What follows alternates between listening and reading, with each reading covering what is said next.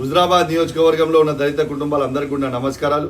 కేసీఆర్ గారు దళిత బంధు అనే ఒక పథకం పెట్టి పైలట్ ప్రాజెక్ట్గా హుజరాబాద్ నియోజకవర్గాన్ని తీసుకొని హుజరాబాద్ నియోజకవర్గంలో ఉన్న ప్రతి దళితుని కుటుంబంలో వెలుగు నింపింది కేసీఆర్ గారు అని చెప్పక తప్పదు.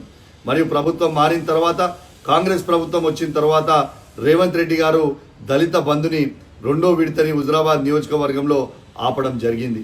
ఇవాళ మీ అందరి ఆశీర్వాదంతో నేను ఎమ్మెల్యేగా గెలిచిన తర్వాత అసెంబ్లీలో నా మొట్టమొదటి స్పీచ్ నా హుజరాబాద్ నియోజకవర్గంలో ఉన్న ప్రతి దళిత కుటుంబానికి రెండో విడత ఇయ్యాలని గర్జించింది అసెంబ్లీలో మీ అందరికి కూడా తెలిసిన విషయమే.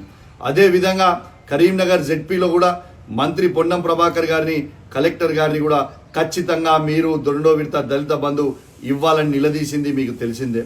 దాంతోపాటు హుజరాబాద్ నియోజకవర్గంలో ఉన్న నడి బొడ్డున ఆ రోజు మీ అందరి సమక్షంలో ఇవాళ ధర్నా చేసి పోలీసుల లాఠీ దెబ్బలు తిని కేసులు పెట్టింది కూడా మీ అందరికి కూడా తెలిసిన విషయమే.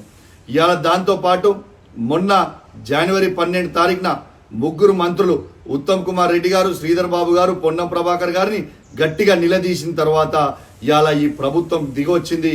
వాళ్ళ మెడలు వంచి మీ అందరికి కూడా ఇవాళ రెండో విడత దళిత బంధు ఇప్పిస్తుంది కూడా మీ అందరికి కూడా గుర్తు చేస్తా ఉన్నాను. మీ అందరికి కూడా ఈ దళిత బంధు రెండో విడత రావడం నాకు చాలా సంతోషకరం. నేను మీకోసం పోరాటం చేస్తే నా మీద ఎట్లా కేసులు పెట్టిరో మీరు అందరు చూసిర్రు. జెడ్పీ ఆఫీస్లో మీకోసం నిలదీస్తే కేసులు పెట్టిర్రు. ఇవాళ మొన్న ముగ్గురు మంత్రుల సమక్షంలో కలెక్టరేట్లో నిలదీస్తే కేసులు పెట్టిర్రు.